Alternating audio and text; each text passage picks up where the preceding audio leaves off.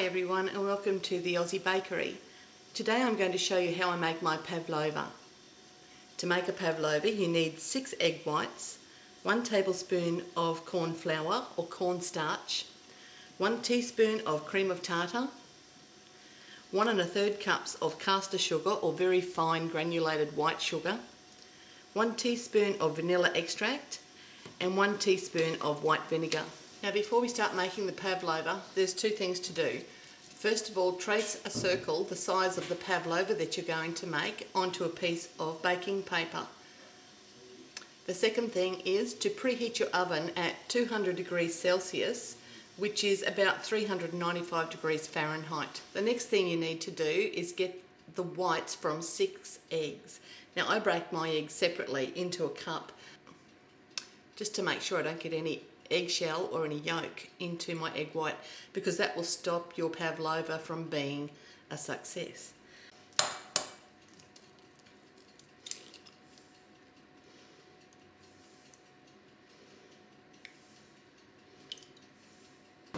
So just make sure that you're using a very clean glass bowl. Make sure there's no detergent or anything else in that bowl or any remnants of any previous cooking, because if there's any other foreign matter at all, your pavlova will fail. So when you've got your 6 egg whites in the bowl, just beat them until soft peaks form.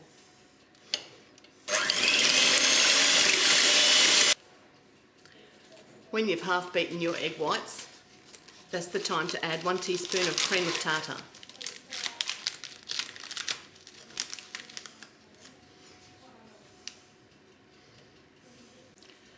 So when they use the term soft peaks, this is what they mean. That when you pull the beater up, you have a soft peak. It doesn't stay and hold the shape, but it just gently flops over. Once you've got the pavlova to the soft peak stage, now it's time to add your caster sugar, 1 tablespoon at a time. So 1 tablespoon of caster sugar, and then beat in between each addition until the mixture is thick and glossy.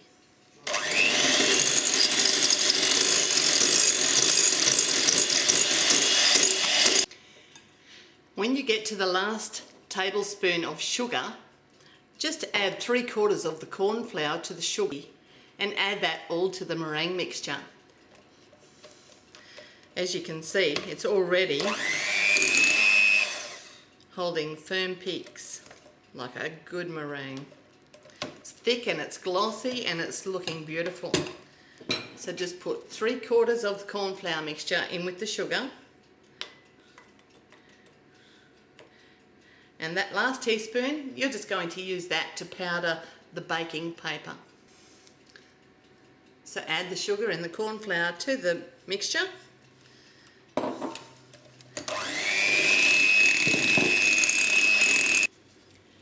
Now, as you can see, you've got a beautiful, thick, glossy mixture. The next thing you need to do is fold through 1 teaspoon of vanilla extract and 1 teaspoon of white vinegar.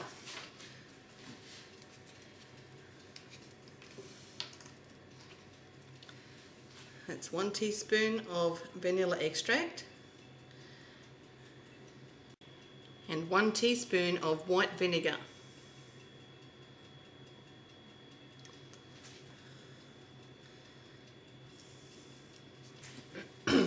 And just fold those through with your spatula. Now if you're wondering why you put corn flour and vinegar through a pavlova mixture, it's because when you put it into the mixture it adds strength to the egg white and it helps to make it more stable, and therefore it's less likely to crumble or collapse once it's finished. Okay, now just put that mixture to the side until you've prepared your baking paper. So as you can see, I'm using an upturned baking tray just to keep the cake nice and level. I don't want to put it inside the tray because I might have problems sliding it out without breaking the pavlova. So I just have the paper that I've already traced a circle onto, and I'm going to turn that over so that the ink side is facing down, but you can still see the circle, and it's just a rough guide. You don't have to get upset if you go outside the lines. And then just use that last teaspoon of corn flour to just dust that circle. Just use your fingers And this will help prevent the pavlova from sticking to the baking paper. Now take your pavlova mixture and just place big spoonfuls on the outside edge of the circle that you're trying to trace.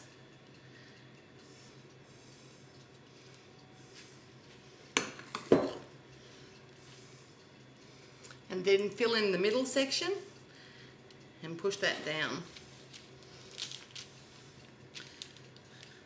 Now I like to make sure that the base is established first. You don't want any air pockets. So I get a nice smooth centre happening. And then using your spatula, I like to just tidy up the edges a little bit. I just like to pull it up and over.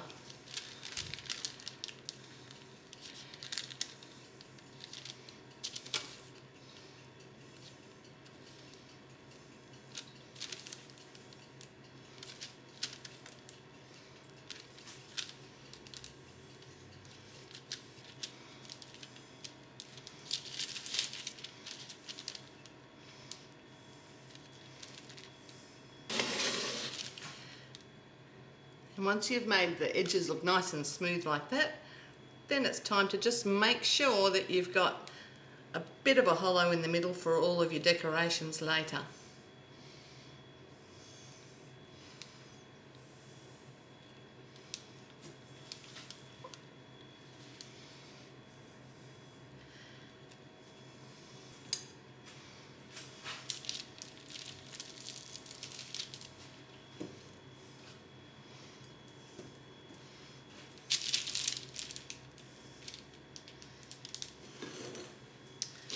Okay, so there's our pavlova ready to bake in the oven.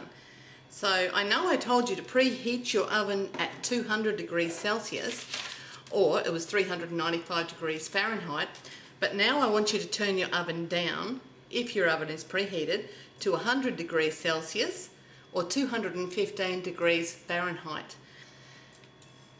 And then I want you to place the pavlova onto a shelf in the middle of the oven. So we've decreased the temperature in the oven. We've got our pavlova on the middle shelf of the oven. And that's about all you can do with that for now. But now's a fantastic time to beat your thickened cream to put on top of the pavlova and to prepare whatever fruit you've decided you're putting on. Now I've decided I'm going to use strawberries, kiwi fruit and passion fruit pulp. Now this is going to bake very slowly in the oven for about 1 1/4 to 1 1/2 hours, or until it's nice and dry and crisp on the outside. And before we actually go on, I want to warn you that once your pavlova is finished, don't remove it from the oven, because we're going to allow it to totally cool in the oven. We're going to open the door and just prop it open with a wooden spoon or something, whatever you've got to hand, and just let that pavlova completely cool down in the oven as the oven cools down. And look at these most beautiful Australian strawberries. This is the normal size for a strawberry in Australia, but this packet had some big whoppers in it as well, so that's equivalent to 2 or 3 normal strawberries. Beautiful, healthy, ripe strawberries, just perfect for this pavlova. Now that's our kiwi fruit and our strawberries. Now what I do with my fruit is I get about a tablespoon of caster sugar and I just gently sprinkle that over the fruit and then stir it through. And the reason I do that is because it actually preserves the life of the fruit a little bit, and it does enhance the flavour. Now the reason that matters is because you go to all the trouble of making a beautiful dessert like this. You don't want it to have some manky looking fruit on top of it after one day. So just sprinkle a little bit of caster sugar and stir that through the fruit and cover it and put it into your fridge until you need to put it on top of your pavlova later.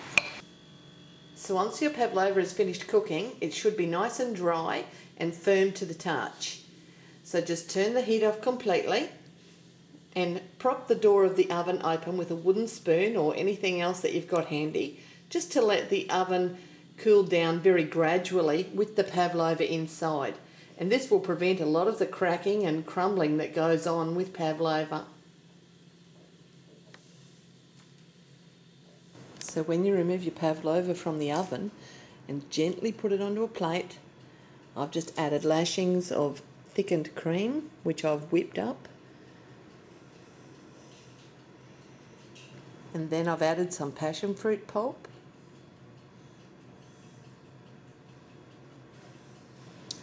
And then finally, a mixture of kiwi fruit and strawberries.